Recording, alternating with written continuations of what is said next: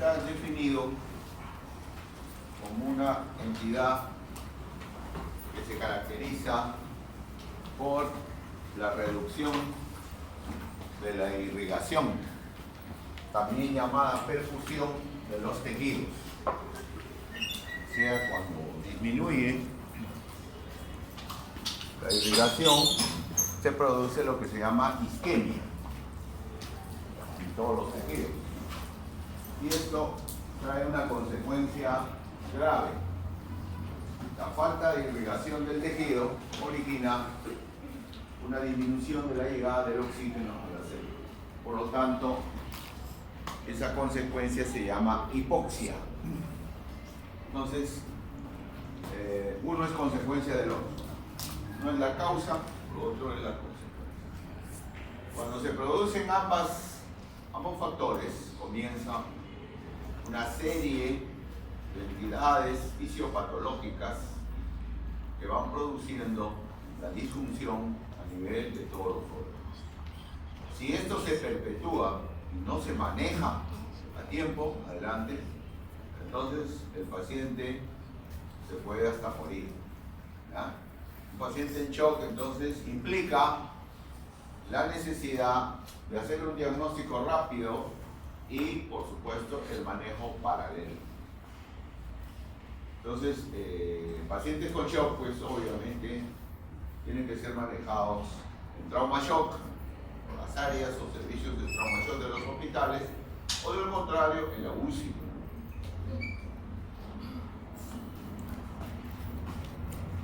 Como hemos dicho, la hipoxia, el aporte de oxígeno a la célula, depende básicamente de dos factores. El contenido de oxígeno en la sangre arterial, o sea, la presión parcial de oxígeno, y del gasto cardíaco. Cuando el contenido de oxígeno en sangre arterial baja o se altera por algún motivo, esto puede ser debido a un problema con la hemoglobina, cuando hay anemia, por ejemplo, hay baja producción de oxígeno, por lo tanto, siempre hay hipoxia. Cuando la saturación de oxígeno baja, cuando la ventilación está disminuida por algún motivo, también. Y finalmente, cuando la presión del oxígeno en sangre arterial disminuye o también se altera por algún otro factor. Entonces, está directamente relacionado con estos tres factores. Y el gasto cardíaco también influye en la hipoxia cuando disminuye el gasto cardíaco o cuando se encuentra normal, pero sin embargo no llega hasta la célula para impartir su oxígeno. Este gasto cardíaco depende básicamente de dos cosas: del volumen que lanza el corazón por el ventrículo izquierdo y de la frecuencia que tiene el corazón por minuto. Cuando depende del volumen, hay que ver el llenado a nivel de la aurícula derecha, o sea, la precarga, que se llama. La fuerza con la que el músculo del ventrículo izquierdo lanza la sangre puede también estar alterada.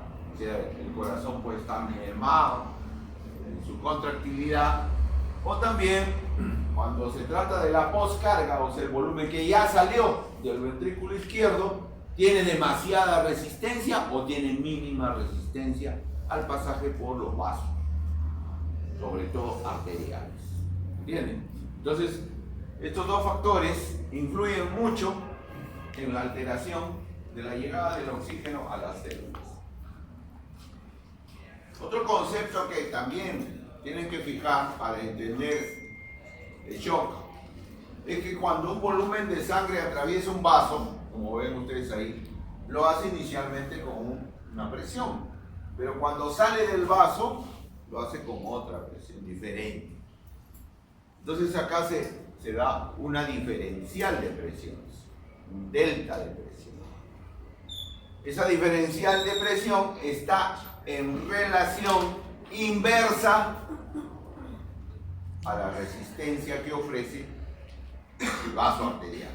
Estamos hablando de arterias, básicamente. Cuanto más resistencia, entonces habrá menos flujo, menos presión. ¿Ok? Y está en relación directa a esta diferencial de presiones. Entonces, hay tipos de shock, pues, en los cuales la resistencia ya casi no existe. Por ejemplo, el shock séptico, que manejamos mucho los cirujanos. Entonces, este tipo de shock, en los vasos de todo el organismo ya no hay resistencia. Básicamente se ofrece una compliance, una dilatación gigantesca en todos los vasos arteriales. Por lo tanto, el poco volumen que hay en el organismo, que son 5 litros, no se abastece para llenar todos los vasos arteriales. Entonces hay hipoxia. ¿Entienden? Entonces, esos son factores importantes a entender. Cuando se inicia el proceso de shock, o sea, hay isquemia, o sea, hay dificultad en la perfusión, por lo tanto, hipoxia. Entonces hay diversos mecanismos fisiopatológicos que se dan en el ser humano. Lo primero es la hipoperfusión, que ya lo hemos comentado. Lo segundo, esto es importante, hay mecanismos compensatorios que el organismo ofrece a esta estimulación. ¿Qué tipo de mecanismos? Son mecanismos nerviosos, básicamente, ¿no?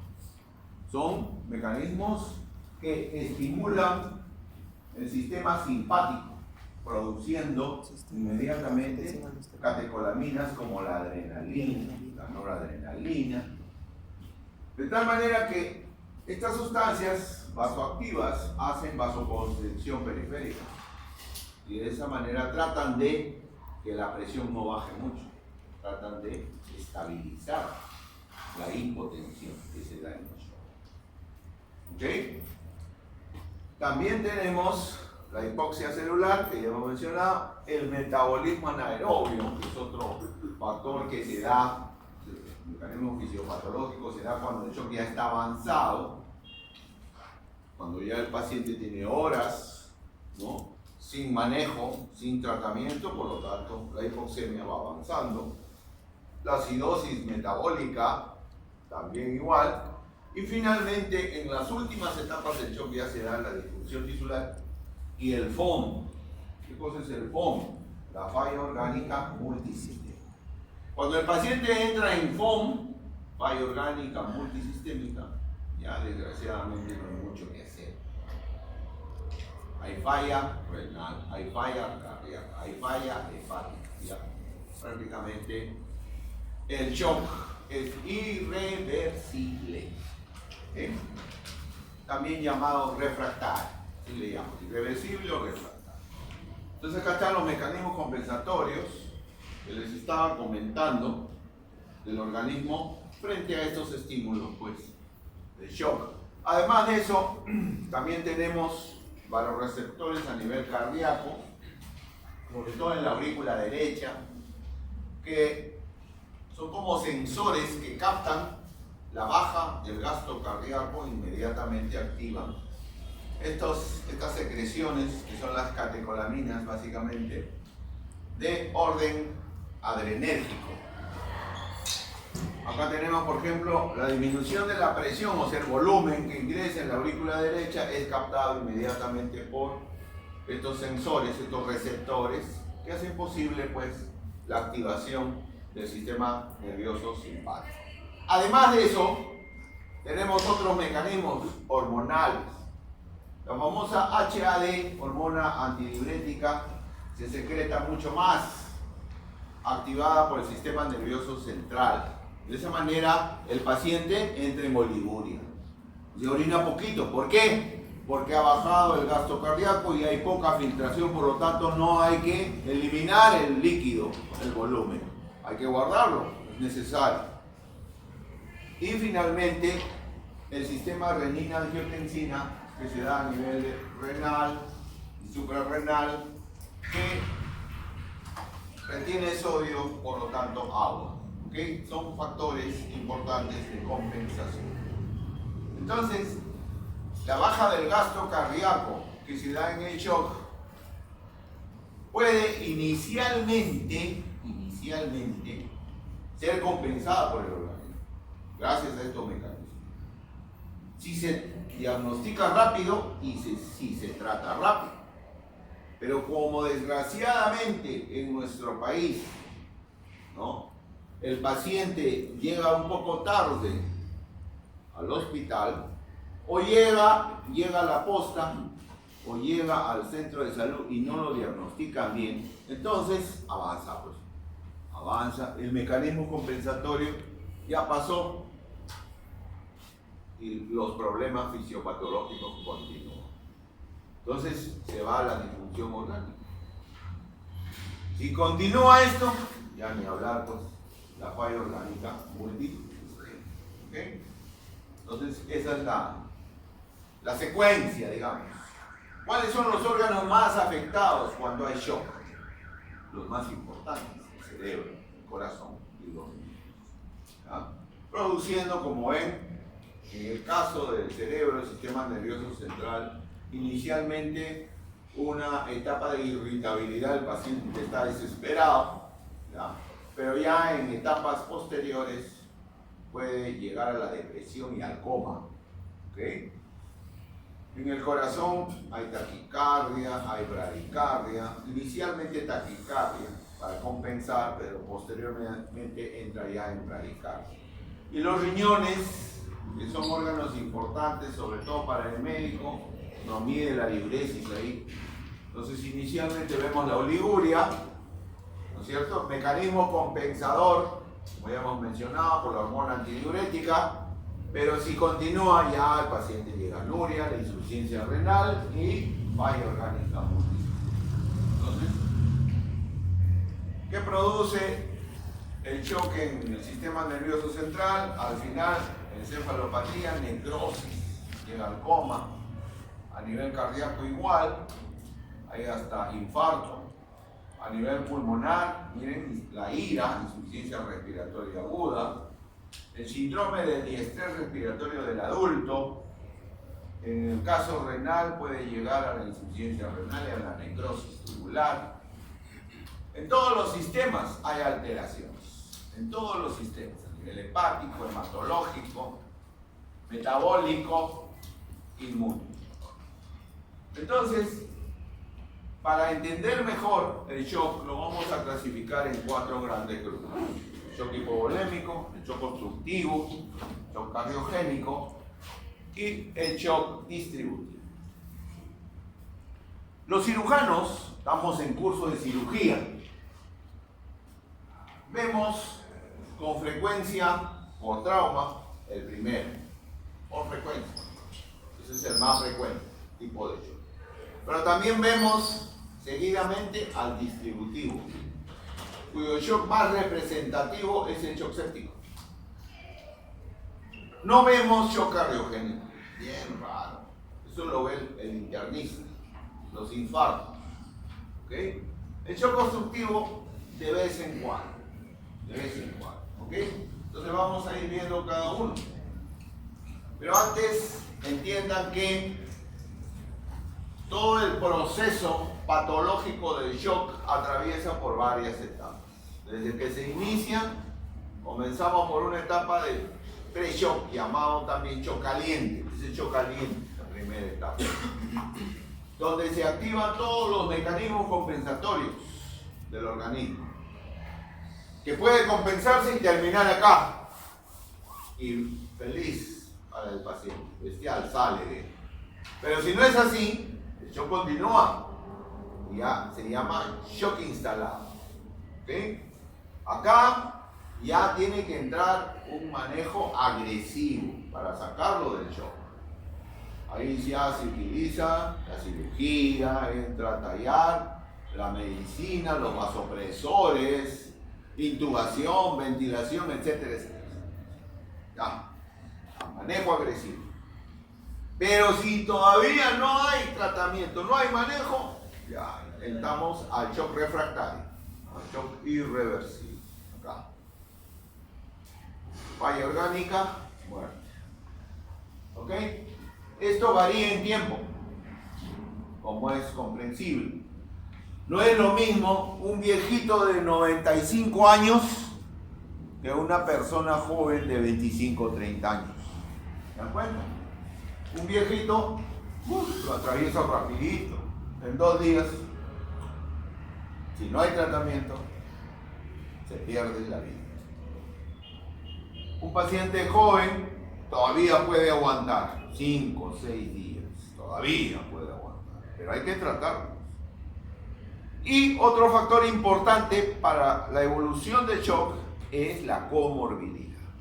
Si hay un paciente que lleva diabetes, es diabético, o que es tuberculoso, o que es inmunosuprimido, o que es un paciente oncológico, ya pues ni hablar, el shock se lo lleva rápido.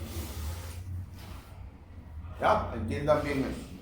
Entonces, en la anamnesis de esta patología hay que detectar rápidamente las características de cada paciente. Esta es la primera etapa, la etapa de shock caliente, en la cual, como ya les mencioné, se activan los mecanismos de compensación, ¿no? Como hallazgos clínicos, taquicardia, vasoconstricción periférica, aumento o disminución de la presión arterial, dependiendo del tipo de shock. Esas son las características clínicas. Ya en la etapa de shock instalado, aparte de los mecanismos compensatorios que continúan, por supuesto, no se cesan, no se frenan, no se inhiben, entonces la signología y la sintomatología es más variada. Aquí ya entra a tallar la irritabilidad. El paciente está irritable, muy irritable, ¿okay? La ansiedad, la disnea, la sudoración fría, la acidosis metabólica o la oliguria, ¿okay? Esa ya es una clínica más florida, ¿de acuerdo? Esto puede corresponder, por ejemplo, si se trata de shock hipovolémico, a una pérdida hasta del 25% del gasto cardíaco. En el caso del cardiogénico, cuando hay infarto sobre todo, a una caída de la fuerza muscular del corazón, de la fuerza con la cual se contrae el corazón para lanzar la sangre. Y en el caso del shock séptico o distributivo, pues puede obedecer al síndrome, el famoso SIRS, ¿no? De respuesta inflamatoria sistémica. Entonces, ya en shock irreversible, ya, desgraciadamente, el shock refractario, ya aparte de la sintomatología que ya hemos mencionado, se da la anuria. Lo primero que cesa es la anuria. No hay filtración. Hay gran acidosis, sobre todo acidosis metabólica. ¿Por qué? Por la gran producción de ácido láctico. ¿Ya? Entonces ya, desgraciadamente a nivel central, de la agitación se pasa a la obnubilación. El paciente entra deprimido, ya casi ni habla y entra en coma, pierde el conocimiento. ¿Okay? Entonces son características a entender. En este cuadrito quiero hacerles ver los tipos de shock, que lo tienen acá, en fase inicial y en fase tardía. Y acá los parámetros de control que tenemos que tener en estos pacientes: la frecuencia cardíaca, la presión arterial, la presión venosa central, el débito cardíaco, la resistencia vascular sistémica y la presión parcial de oxígeno. Entonces miren, lo que quiero que vean en este cuadro e identifiquen es lo siguiente: en todos los tipos de shock, la presión arterial siempre está en el suelo. Hay hipotensión. O sea que no hay shock sin hipotensión. Nunca diagnostiquen shock en un paciente que tiene presión normal, pues, o presión alta. Ahí ya estaríamos locos. ¿Ok? Segundo, ¿qué más? En todos los tipos de shock, el débito cardíaco, miren, la frecuencia cardíaca, está elevada. O sea, hay taquicardia. ¿Ya? Hipotensión con taquicardia, probable shock. Probable shock. Ya tienen que estar pensando. Ahora, si es probable shock, ¿qué tipo de shock es? Observen cómo la presión venosa central está disminuida en el hipovolémico y en el séptico. Pero no es así en el shock cardíaco. isogénico. ¿Ok? Y hay diferencias. La resistencia vascular sistémica en todos está aumentado, menos en el shock séptico. Es el único shock que tiene resistencia vascular en el suelo. Entonces son características importantes a identificar. Estas son nuevamente las presentaciones clínicas de cada una de las etapas del shock que habíamos mencionado. La oliguria, fíjense la acidosis metabólica que les mencionaba. ¿Por qué se produce acidosis? Porque hay una falta de metabolización del ácido láctico, o llamado también del aclaramiento del ácido láctico. Por lo tanto, el ácido láctico se acumula ¿dónde? En el hígado, en la fibra muscular, gran cantidad de ácido láctico. Eso produce una acidosis a nivel sanguíneo, la acidosis metabólica. ¿Okay? Luego tenemos la alteración en la conciencia, como ya les he mencionado, y otros, sobre todo la oliguria y la anuria. Entonces, en las primeras etapas de shock, vamos a tener taquicardia, hipotensión, pero posteriormente ya palidez, alteración de la conciencia, alteración del relleno capilar, continúa la hipotensión, por lo tanto, la falla en la diuresis va aumentando progresivamente. Es importante siempre, como ya les dije en la clase pasada, en la clase de trauma, estos pacientes sondeados. A todos tienen que estar sondeados. Porque necesito controlar diuresis. Necesito controlar diuresis. Fundamental, es un factor importante. Y lo segundo, tienen que tener un catéter central. ¿Para qué? Para medir presión venosa central. Básico. No es necesario que sean todavía intensivistas. El cirujano ya sabe eso, obviamente. Ya le instala su catéter, le instala sus ondas, todo. Y recién lo puede pasar al manejo del luciólogo.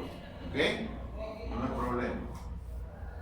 Acá tenemos el primer tipo de shock, el shock hipovolémico, el más frecuente que vemos en cirugía. Este shock puede obedecer a dos causas, causa hemorrágica o pérdida de gas. La causa hemorrágica, ahí tenemos a todos los traumatismos que hemos visto ya en la clase pasada, el trauma a la cabeza. Pero también puede haber hemorragias digestivas, sobre todo altas. La causa de una hemorragia digestiva alta más frecuente son las varices esofágicas. Luego vienen las úlceras, aunque con el advenimiento de la farmacología, las úlceras pépticas ya han disminuido. Tenemos a la ranitidina, el omeprazol, que son bloqueadores, ¿no?, del ácido. Entonces esto ya bajó bastante. Y otros menos frecuentes. ¿Ok? Tal vez la pancreatitis, en realidad la pancreatitis no es una entidad de manejo quirúrgico, es clínico, salvo complicación. Cuando hay hemorragia, ahí sí. Cuando hay absceso, ahí sí. ¿Ok? Cuando hay fístula pancreática, también manejo quirúrgico. Pero esas son complicaciones. Y las fracturas, ¿por qué una fractura puede originar un shock hipovolémico? Por ejemplo, la fractura de fémur, que es frecuente sobre todo en pacientes de avanzada edad. Cuando se fractura el fémur, ¿qué vaso importante corre con el fémur? La arteria femoral. Ustedes saben que la arteria femoral es un cañón. Entonces, si la fractura compromete la arteria femoral, el sangrado de esa arteria puede originar shock hipovolémico, ¿okay?, que se acumula obviamente en el músculo. Cuando es de causa por pérdida, lo más frecuente acá, en cirugía, estamos hablando en cirugía, es esto: quemados, los grandes quemados, más del 50% de superficie corporal, son pacientes chocados, son pacientes en shock hipovolémico, y esos son de manejo quirúrgico. ¿Ok? También hay pacientes con diarreas crónicas o vomitadores, el golpe de calor que no vemos acá. Y esto que también en algunos casos podemos observar, la obstrucción intestinal, sobre todo cuando son obstrucciones grandes, por ejemplo, un vólvulo de sigmoides alberga dentro de su luz un volumen respetable. Y ese es un volumen que no circula, que no se absorbe. Es un volumen que está secuestrado. Eso se llama tercer espacio. ¿Qué puede originar el shock hipovolémico? Entonces, de manejo quirúrgico. Entonces, en el shock hipovolémico hay disminución del retorno venoso, obviamente de la precarga, y generalmente por pérdida sanguínea. En la triada del shock de bomba cardíaca, resistencia vascular y volemia, la volemia siempre se altera en el caso del shock hipovolémico. Recordarles la triada de la muerte, que ya lo hemos visto en el trauma, ¿no? Y esta es una clasificación del shock hipovolémico, del grado 1 al grado 4. Observen cómo el grado 3 y el grado 4 implica una pérdida de más o menos el 30 al 40 o más % del volumen cardíaco, lo que es un factor importante para entrar a sala de operaciones, como les dije en la clase pasada, a cerrar el caño. O sea, algo está sangrando, hay que hacer la hemostasia repetida. Y miren, en estas últimas etapas del shock hipovolémico 3 o 4 ya se ve muy alterado la taquicardia, ¿okay? La hipotensión, ahí está, y obviamente la saturación de oxígeno, ¿no? La frecuencia está muy acelerada, por lo tanto hay poca saturación de oxígeno y también la orina, la diuresis se va en menos progresivamente a nivel del sistema nervioso central, la confusión ya está presente y finalmente el coma.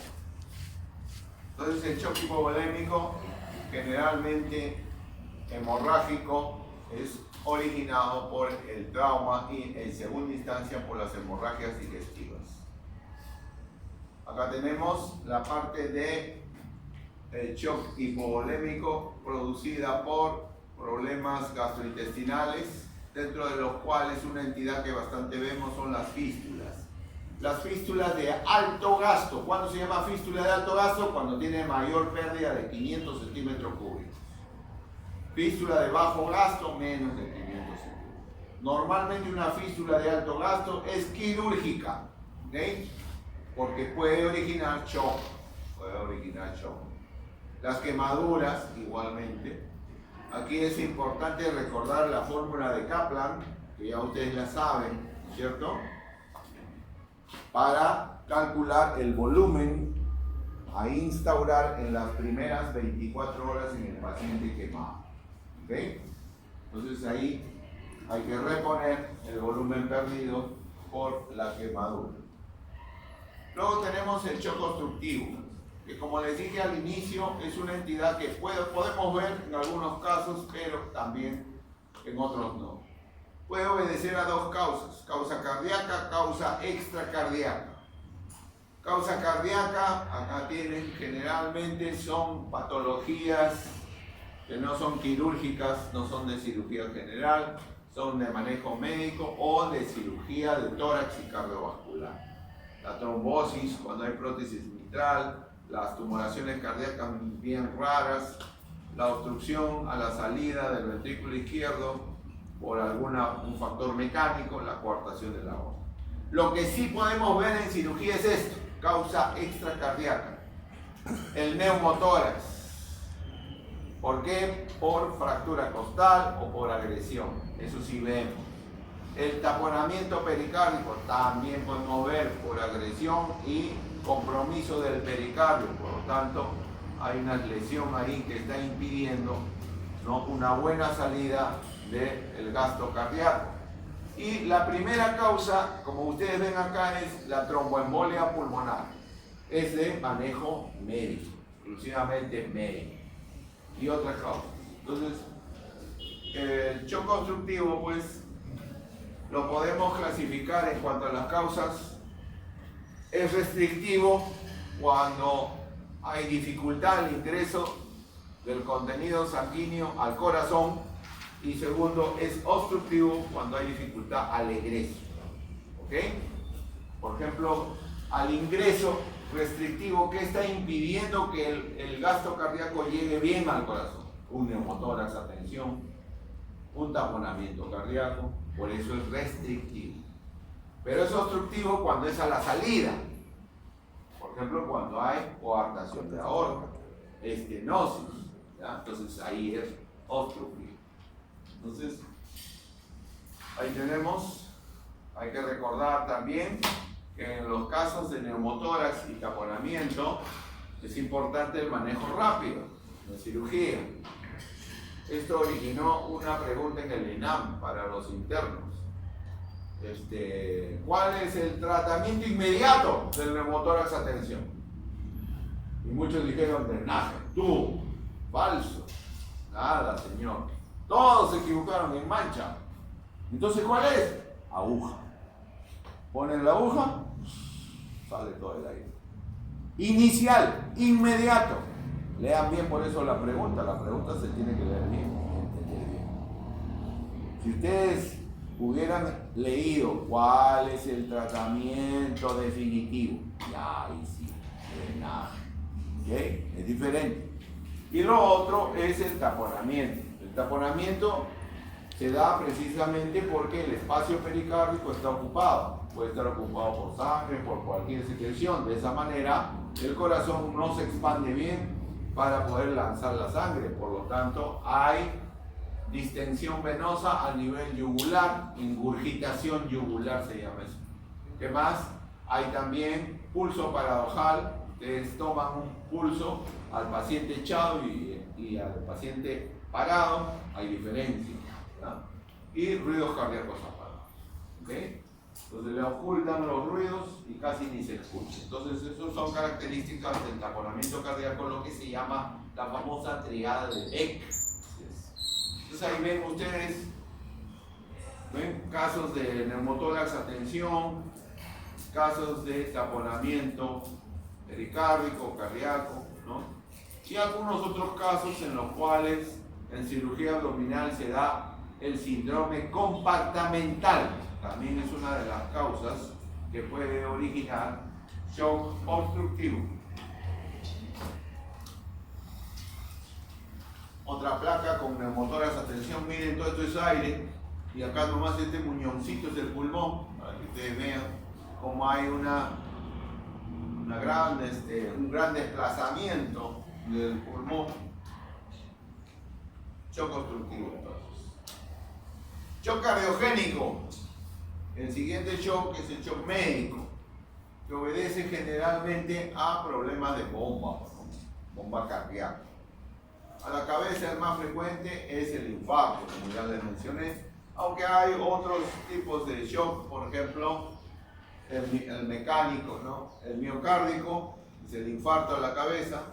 Hay que detectar la extensión del infarto de la zona isquemizada a nivel del corazón y de esa manera ver la gravedad del infarto, ¿ya? También puede producirse, como ven, en pacientes operados, aquellos que han hecho bypass, ¿no? También puede producirse. O depresión miocárdica por sepsis, ya en últimas instancias de la sepsis se puede producir eso. En cambio, el mecánico generalmente refiere a lesiones a nivel del músculo cardíaco. Puede haber rupturas a nivel del tabique interventricular. Esto se da generalmente cuando hay infecciones de tipo miocarditis. ¿Okay? Las miocarditis, sobre todo las de origen parasitario, pueden originar este factor, ruptura del tabique. Hay insuficiencias aórticas que también pueden originar la causa mecánica, ¿no? Entonces, en este caso, lo que está más lesionada es la bomba cardíaca. El ventrículo es el factor que finalmente lleva a una disminución de la contracción, por lo tanto de la fuerza muscular. En todos los tipos de shock hay que controlar siempre estos parámetros, ¿no? No solamente en el cardiogénico, ya hemos dicho la presión venosa, el gasto, la resistencia vascular, la presión arterial media, la presión capilar pulmonar. Llegamos al shock distributivo. El shock distributivo vemos bastante en cirugía. No es el primero, pero hay mucha frecuencia de shock distributivo. Y se caracteriza básicamente porque tiene una resistencia vascular sistémica muy disminuida. Es el shock vasodilatado que le llamamos así. El más representativo es el séptico. El shock séptico, que generalmente obedece al síndrome de respuesta inflamatoria sistémica, al SIRS, ¿no? Y este SIRS pues, puede estar originado por algún germen. Puede ser una bacteria, un virus, un hongo, etcétera, etcétera. También como shock distributivo presentamos a las anafilaxias, el shock anafiláctico. Yo soy alérgico a la penicilina, me ponen penicilina y hago un shock anafiláctico, inmediatamente, eso es inmediato. O también, otro representante del shock distributivo es el shock neurogénico. Todos esos son shock distributivos, pero el más importante es el shock séptico. El shock neurogénico generalmente se ve en neurocirugía, cuando hay pacientes con traumatismo vértebromedular, famoso TBM, traumatismo vértebromedular, o pacientes posoperados, ¿no? Craneotomizados, ¿ok? Se ve mucho este tipo de shock. Este es el SIRS que vemos todos los cirujanos cuando hay interacción entre los gérmenes del organismo del paciente, puede originar sepsis y por ende originar la causa del shock, una pancreatitis, un traumatismo grave, una quemadura, etcétera, etcétera. Es importante establecer los límites entre SIRS, sepsis, sepsis severa, shock séptico refractario y FOM. ¿Ven? Esa es la secuencia, digamos así. Primero hay SIRS, por ejemplo, una colecistitis, el SIRS se puede tratar tranquilamente, ¿ok? No hay problema. Pero si no se trata, puede llegar la sepsis. Y como ven ustedes acá, la sepsis es denominada así cuando ya se localiza el foco infeccioso. ¿De dónde está impartiendo los gérmenes ese foco? ¿Okay? Para eso hay criterios. Por ejemplo, 2 o más de estos criterios que ustedes tienen acá origina el diagnóstico de SIRS y sepsis. Podemos ver fiebre, frecuencia cardíaca elevada, respiratoria también elevada, con presión parcial de CO2 menor de 32, leucocitosis con gran desviación izquierda. ¿Okay? Entonces eso ya nos está hablando de una probable sepsis. Sepsis severa ya es un paso más, ¿no es cierto? Cuando ya el paciente está instalado en la sepsis y con alguno de estos signos que ustedes ven acá, con piel moteada, o sea, piel ya con manchas moradas, ¿no? El llenado capilar alterado, el gasto urinario, el lactato también muy elevado, entonces ya nos están hablando de una sepsis severa, ¿ok? Todos estos factores entonces hay que tomarlos en cuenta. Esto es lo último. Y de ahí ya se pasa a shock instalado. Está en sepsis severa y con estos 2 criterios ya establecemos lo que se llama shock séptico. Estamos hablando del shock séptico. La presión arterial media es un parámetro importante a controlar, a monitorear. Y para eso el UCI, el intensivista, instala un catéter a través de la vena central que se llama Swan-Ganz y que llega hasta ¿dónde? Hasta la emergencia de la arteria pulmonar en el ventrículo derecho. Esa presión está alterada muchas veces cuando ya se trata del shock. Entonces, acá tenemos el shock séptico, la alteración más importante es la resistencia vascular sistémica. Es el shock vasodilatado. ¿Y por qué se da esa vasodilatación? Porque hay una pérdida del tono de la musculatura de la pared de los vasos. Se pierde, se dilata. Y esa gran dilatación en todas las arterias origina pues que el volumen, o sea los 5 litros del gasto cardíaco no se abastezca para seguir fluyendo por los vasos. Por lo tanto, hay hipotensión. ¿Okay? Entonces, estas son las características de las causas de shock distributivo. Acá tenemos el shock neurogénico, como ya hemos mencionado, generalmente se da en pacientes neuroquirúrgicos, ahí está, dentro de los cuales los que se ven con mayor frecuencia es este de acá, el número 6. Este es sacado de una revista inglesa, pero acá en el Perú lo que más vemos por trauma es el traumatismo vertebromedular, que tiene cierta frecuencia en neurocirugía, y eso origina shock. ¿Por qué se origina este tipo de shock? Por un defecto del centro vasomotor a nivel encefálico. Acá. Generalmente se está en el tálamo. Y también por un defecto de los impulsos eferentes que controlan los vasos sanguíneos. Entonces, ahí tenemos esa característica. Y el shock anafiláctico, que como ya les mencioné, generalmente se produce cuando ingresa pues un estímulo al cual el organismo no está habituado, ¿no?, a asimilar, por lo tanto hay una gran producción de esta secreción que se llama la histamina, ¿no es cierto? Esta gran producción de histamina origina, sobre todo a nivel del sistema nervioso, el sistema respiratorio, un edema, una vasoconstricción. Entonces, ese edema se da a nivel de la glotis, por lo tanto el paciente no puede respirar, no pasa bien el aire. Entonces ahí se produce la traqueostomía. Hay que abrir acá abajo para que pueda, o la intubación endotraqueal. Entonces generalmente pues este tipo de shock anafiláctico es un shock distributivo, no se olviden. Los monitoreos siempre es necesario.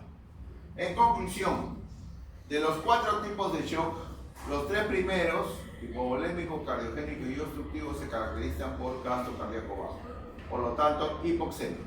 En cambio, el shock distributivo es el único que tiene gasto cardíaco normal, pero con un aumento de la permeabilidad de la vasodilatación, o sea, una disminución de la resistencia vascular sistémica, lo cual lleva igualmente a la hipoxemia. Todos nos conducen a Roma, por lo tanto, el fin de esto es hipoxemia. Cuando uno hace o recibe un paciente con shock, inmediatamente tiene que clasificarlo. ¿A qué se debe el shock? ¿Es hipovolémico, es séptico, es cardiogénico o es obstructivo? Porque eso tiene que tenerlo acá el cirujano, en la cabeza, y tiene que trabajar multidisciplinariamente con el intensivista. Entonces, si yo establezco que es un shock hipovolémico por trauma, inmediatamente hay que reponer, por trauma donde está acá, hay que reponer el fluido perdido, como ya les mencioné en el trauma abdominal, ¿okay? Y luego la cirugía, por supuesto. Si yo establezco que es un shock séptico, inmediatamente le doy antibióticos y focalizo dónde está, cuál es el origen de este shock séptico: vesícula, hígado, intestinos, etcétera, etcétera. Si yo me doy cuenta de que es un shock obstructivo y es una tromboembolia pulmonar, inmediatamente le aplico los trombolíticos. Entonces eso ya es manejo médico. Si veo que se trata de una motora, inmediatamente el cirujano entra ahí. O un taponamiento cardíaco, igual. Pero si es cardiogénico, es un infarto de miocardio, inmediatamente ya lo maneja el médico intensivista, ¿no? Y ahí tiende finalmente a la angioplastía, finalmente los bypasses, etcétera, que puedan solucionar el problema. Entonces, el objetivo del tratamiento de shock es restablecer, ¿no es cierto? O sea, si había hipoperfusión, restablecer la perfusión de los tejidos, por lo tanto, la oxigenación. Entonces, eso es importante. Desde el momento en que se empieza a manejar el shock, inmediatamente hay que evaluar periódicamente con los diferentes parámetros de monitoreo. ¿Cuál es la secuencia que hay que seguir en el manejo? Eso es importante. La secuencia es corregir el problema primario. Si es un shock hipovolémico, cerrar el callo, ya saben. O sea, evitar el sangrado. ¿Cierto? Cirugía. Si es un shock séptico, inmediatamente apagar el foco. Antibiótico terapia. ¿Ok? Corrección del problema primario. Siguiente, oxigenar. Obviamente, porque estamos en hipoxemia. Acuérdense. Tercero, asistencia ventilatoria. Es diferente la oxigenación del paciente que la asistencia ventilatoria. Cuando yo veo, y esto que quede bien claro, Cuando yo veo en el monitor de parámetros, saturación 98. ¿Eso qué significa? Significa que el paciente tiene una buena presión parcial de oxígeno y que está llegando, ¿no es cierto?, al tejido. Pero no significa que esté ventilando bien, es diferente. Una cosa es la ventilación y otra cosa es la saturación. Entonces, cuando veo una buena saturación, pero no está tiene dificultad para ventilar, entonces yo tengo que recurrir a la asistencia ventilatoria. ¿Y cuál es la asistencia ventilatoria? La intubación endotraqueal. ¿Entienden? ¿Está claro? Muy bien. Luego sigue la reposición de la volea. Hemos dicho que todos los tipos de shock, o la gran mayoría, tienen baja del gasto cardíaco. Tengo que reponer la volemia perdida. ¿Cómo lo hago?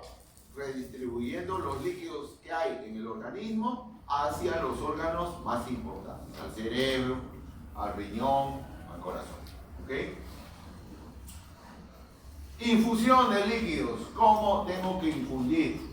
Generalmente en este tipo de pacientes se hace con catéteres de vena central. Cuando lo hago por vía periférica puede demorar, entonces puede ser muy tarde, hay que tener cuidado. Estos pacientes tienen que tener siempre un catéter central, un CVC, catéter venoso central. ¿Ya? Y ahí la administración, pues, lo que primero se usa son los cristaloides. ¿Y cuál es el cristaloide de elección a utilizar? Mentira. El cloruro de sodio. Que se use mucho, eso no significa que es de elección. El lactato de Ringer, ese es el de elección. Desgraciadamente, en todos los hospitales no hay lactato Ringer, pues, porque es caro. Lo tienen el seguro, el salud, o lo tienen las clínicas. Ahí sí se utiliza lactato. Pero Minsa usa cloruro de sodio, que es otro cristaloide, que también se usa bastante. Entonces, pero estos cristaloides no transportan el oxígeno. Entonces, quiero darle volumen que transporte oxígeno. Entonces, ponle sangre. Ahí sí. O paquete globular. Ahí sí. ¿Se dan cuenta? Entonces, eso es importante. ¿Ya? Es importante establecer qué tipo de volumen tienen que darle para suplir. Luego hacemos la corrección del ácido básico. Un AGA, ¿saben lo que es AGA, no? Gases en sangre. Saco un AGA y veo, paciente está en acidosis metabólica, ya el choque ya está instalado. Yo tengo que corregir el pH, pues. Tengo que corregir el pH, ¿no? Hay que ver cómo está el CO2, ¿no? Y los electrolitos. Importante. Luego, fíjense ya cerca del final, recién uso las drogas. ¿Y qué drogas se usan? Drogas simpático-miméticas, adrenalina. Ahí está la adrenalina, la noradrenalina. ¿Ya? Son drogas muy potentes que mantienen la presión del paciente. Sobre todo cuando ya está intubado, el paciente está inconsciente. ¿Okay? También puedo utilizar vasodilatadores, neuropéptidos muy poco se usan, y los diuréticos, esto sí se usa bastante, para forzar al riñón, para evitar que el riñón se necrose, pues, porque si hay necrosis tubular ya no hay nada que hacer, el paciente va a diálisis, para toda su vida ya. Entonces se usan los diuréticos. En algunos casos se usan los corticoides y los anticoagulantes, no en todos. Hay un factor importante al final, el soporte cardíaco. Bueno, ya cuando el paciente esté en las últimas, no sale el paciente, entonces ya ahí hay que dar pues masaje, ¿no? Entonces, pero este factor es importante para los cirujanos. Hay que establecer un aporte nutricional. Porque es un paciente que no se alimenta y no se va a alimentar durante días. Entonces acá hay que establecer la NPT, nutrición parenteral. Muy importante soporte cuando los pacientes están en shock.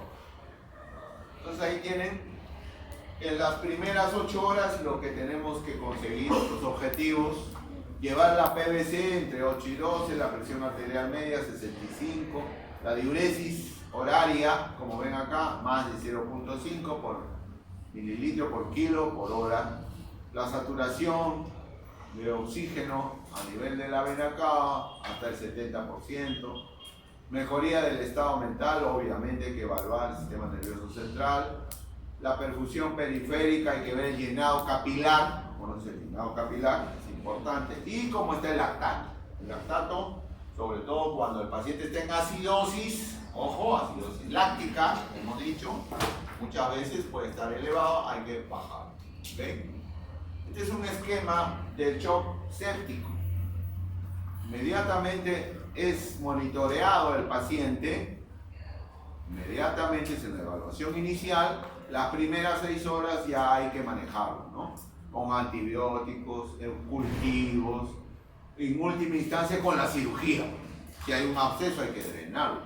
¿Okay? Y posteriormente en la reevaluación ya de este tratamiento, todo este tratamiento, siempre hay un control posterior, con los mismos parámetros, ¿no? Para ver qué se pueden utilizar después. Si no ha respondido bien a este tratamiento, ahí recién se usan las drogas, o sea, la adrenalina, la noradrenalina, ¿no? Mejorar las transfusiones sanguíneas, etc. Entonces, es un orden. En cuanto, entonces, al monitoreo, ya ustedes saben todo lo que hay que monitorear, con factores importantes, y como les mencionaba, la presión de la arteria pulmonar o presión capilar pulmonar, que le llaman también, se hace con este catéter, ¿no? Swan-Ganz. Es un catéter que llega hasta el origen de la arteria pulmonar en el ventrículo derecho. Generalmente esto lo colocan en sala de operaciones. Esto no es así en su cama, ni tampoco en MUS. Tiene que entrar a la sala y es un catéter especial que tiene un sensor en el extremo. Lo hace el intensivista, ¿okay? Para el monitoreo de esta presión. Sobre la oxigenoterapia, ya les he mencionado, al inicio podemos ponerle su bigote nasal, si no es mucha, entonces el problema de saturación, pero si no, se puede poner la mascarilla famosa de Venturi, también, que puede ayudar.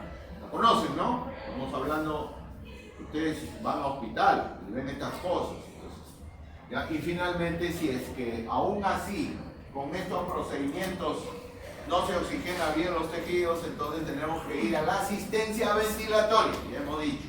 Entonces la asistencia ventilatoria implica una intubación. ¿Quién hace la intubación? Puede ser el intensivista o el anestesiólogo. ¿Okay? Entonces intuban al paciente, pero para esto hay criterios. ¿Por qué tengo que intubar al paciente? Por esto. Porque hace mucho esfuerzo para poder ventilar. ¿Por qué? Porque la frecuencia respiratoria está muy elevada, más de 35%, entonces intubo. Porque además el volumen corriente es menos de 5 mililitros por kilo de peso, la capacidad vital ha bajado, etcétera, etcétera, etcétera.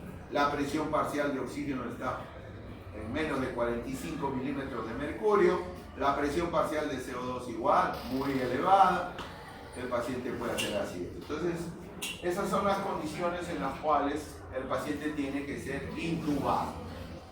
Luego tenemos la reposición de la volemia. En el orden que les he mencionado al inicio estamos bien.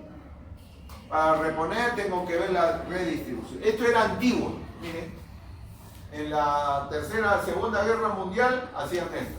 Había un equipo en el cual comprimía prácticamente miembros superiores e inferiores y hacía posible que el volumen que estaba en esos miembros se redistribuya hacia la zona axial. Pero ya no se usa. Lo que ahora se usa bastante es la posición. Eso, la posición de Trendelenburg ayuda. Ustedes saben cuál es la posición de Trendelenburg. Paciente en decúbito dorsal, se eleva los miembros inferiores en 45 grados y se baja la cabeza y el cuello en 15 grados, por debajo del plano horizontal. Entonces, esto ayuda bastante a la redistribución del volumen que queda dentro del organismo. Eso es lo primero que hay que hacer. Ahí está la posición del Trendelenburg. Cuando ustedes estén en el serón y vean pacientes en shock, lo primero que tienen que hacer es eso, aparte de lo que ya he mencionado. ¿Okay? Tipo de infusión, ya hemos dicho, para esto hay que ver la vía, catéter central, líquido a administrar, volumen a administrar. Generalmente en el catéter central no se usan pues catéteres delgaditos, no se usan catéteres gruesos, de 16 al 14. ¿Ya? Entonces estos catéteres son catéteres gruesos, como una sonda, así como una sonda de Nelaton, así igualito, que ingresan dentro de la vena subclavia o la vena vincular, ¿no? Lo primero que se hace es utilizar los cristaloides, son de primera elección. Al inicio, este es tratamiento inicial, ¿ya? Pero lo ideal a usar es el lactato Rinker, acá está. ¿Ya? ¿Y cómo se administra? 1 a 2 litros en el caso de un adulto. Esto en las primeras 2 horas. Luego, en el caso de niños, 20 ml por kilo de peso. Inicialmente, estamos hablando inicialmente. Ahí tienen cristaloides, en minutos ya, en media hora. Hasta que se normaliza la presión. Cuando la presión más o menos se eleva y ha bajado la taquicardia, entonces podemos pasar a otro tipo de solución. ¿Okay? Los coloides, ya es otro tipo de solución, ¿no? Generalmente un coloide se queda más en el intravascular que el cristaloide, dura más. ¿Okay? Y generalmente los coloides, estos son los cristaloides más usados, los coloides se pueden dividir en aquellos coloides transportadores de oxígeno y los no transportadores de oxígeno. Los no transportadores de oxígeno en el mercado hay muchos. El que se usa bastante es la poligelina, estamos usando bastante, es muy buen coloide, excelente. En otros mercados tenemos el dextrano, el almidón, etcétera, etcétera, ¿no? Pero también se usan después de los cristaloides, acuérdense. Y los transportadores de oxígeno, que es lo ideal a usar, la sangre. Sangre total cuando el banco es autosuficiente, no hay problema. Y ya les mencioné en el caso de un traumatismo abdominal. Si yo necesito 5 a 10 bolsas de sangre, me tiene que dar el banco, porque el paciente se muere. No, así de simple. Pero en otros bancos de hospitales más grandes ya se puede dar paquetes globulares. ¿Okay? O también en el mercado existen gelatos sintéticos, pero son muy caros, muy caros. Por eso es que se pide pues donantes de sangre a cada rato. ¿Okay? Bueno, entonces acá, cuando el paciente está grave, sobre todo cuando hace CID, coagulación intravascular diseminada, las plaquetas se van al suelo, entonces se puede usar algunos agregados, ¿no? Las plaquetas, paquete plaquetario, se puede usar también como parte de los coloides transportadores de oxígeno. ¿Okay? No usar eritropoyetina, estas cosas no se usan, por si acaso. No usar antitrombóticos tampoco no se usa. Bueno, generalmente se empieza la transfusión, este es un límite importante, cuando el paciente tiene 7 gramos por decilitro o menos. Ya lo saben. ¿Okay? Si tiene 8 o 9, puede entrar a la sala sin problemas, sin necesidad de transfusión. Pero si tiene menos, sí. Esta es la respuesta que podemos encontrar a la administración inicial. Los signos vitales se normalizan con cualquiera. La pérdida sanguínea se minimiza igualmente, ¿no? Acá la necesidad de sangre poco a poco se hace menor. La necesidad de cirugía probablemente se hace mayor. Al inicio no. Cuando el paciente está en mal estado y solamente se le ha administrado cristaloides, no es conveniente hasta que se estabilice más o menos la hemoglobina y las funciones vitales. Los vasopresores, como ya les he mencionado, son básicamente dos: la adrenalina y la noradrenalina. La dopamina se usa, pero se está usando menos actualmente. ¿Por qué se usa menos? Si bien es cierto, aumenta la presión y el gasto cardíaco, pero acá hay un problema. Aumenta la frecuencia cardíaca. Entonces, solamente para incrementar la frecuencia cardíaca podría usarse. Y también la presión arterial y la frecuencia. Pero en el caso de la norepinefrina tiene mayor espectro, o sea, la noradrenalina. Esta tiene más potencia, 10 veces más que la adrenalina, por si acaso. ¿Ya? Se usa mucho más, ¿okay? Porque su vasoconstricción y su estabilidad de presión arterial se mantiene por días inclusive. El uso de corticoides está cuestionado. Se puede usar como no se puede usar, sobre todo en los shock sépticos. Hay cirujanos que usan hidrocortisona en el shock séptico, ¿no? Pero hay otros que no. Está muy discutido el uso de corticoides. Sobre todo porque, ¿cuál es la razón por la cual van a usar corticoides? Elevar la presión. Ustedes saben que el corticoide tiene múltiples funciones, ¿no? Eleva la presión, te causa también problemas de hiperglicemia, es un potente antiinflamatorio, etcétera, etcétera. Entonces, si usan hidrocortisona, acá está la dosis que deben usar. 300 miligramos por día, una sola dosis. Entonces, el manejo de este shock generalmente tiene que ser paralelo al diagnóstico. Antibióticos, sobre todo de nivel inicial, nunca empezar por antibióticos de amplio espectro y potentes, siempre por un nivel mínimo. En el hospital generalmente usamos una cefalosporina de tercera generación, como la ceftriaxona, ¿no? Asociado a un antibiótico contra anaerobios, el metronidazol, la clindamicina, puede ser, ¿ya? Pero esos son antibióticos de inicio. Pero si tenemos resistencia o hay problemas, entonces subimos el nivel, ¿okay? Ahí ya se empieza a usar el meropenem, vancomicina, ya es un nivel más alto, ¿ya? Y si todavía hay problemas y no se cubre, ya otro nivel, un tercer nivel, la piperaciclina, tazobactam. Entonces ya ese es un nivel amplio, es una bomba atómica prácticamente. Pero no usar al revés, de frente a la piperaciclina. ¿Por qué? Porque crean resistencia y después ya no van a usar. ¿Qué van a usar después? No hay nada, entonces se quedan en el aire. Esa es la recomendación. Muy bien, entonces esta es la dosis, como ya les mencionaba, de adrenalina, noradrenalina. En el shock obstructivo se recomienda rápidamente evitar el neumotórax y el taponamiento cardíaco. Algunas consideraciones especiales, ¿no? Por ejemplo, en pacientes de avanzada edad hay que actuar rápidamente y no esperar a que el organismo compense pues, los mecanismos. ¿No? A cierta edad ya no hay mecanismo compensatorio, eso no lo vamos a esperar, tenemos que de frente ser agresivos.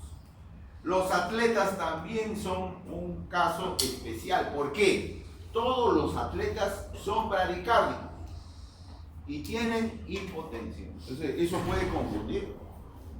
¿Ok? Puede confundir. O las gestantes, ¿ok? Porque se trata del manejo de dos vidas. ¿Ya? Entonces, ahí el manejo es multidisciplinario. Y el uso, pues, de otro tipo de procedimientos. Siempre recordar que cuando se trata de un shock quirúrgico, sea hipovolémico, sea séptico o sea obstructivo, siempre hay que realizar el famoso control de grado para evitar el síndrome compartamental que ya les mencioné en la clase pasada. ¿Ok? Muy bien, entonces esto es la primera clase. Ahora vamos a la siguiente.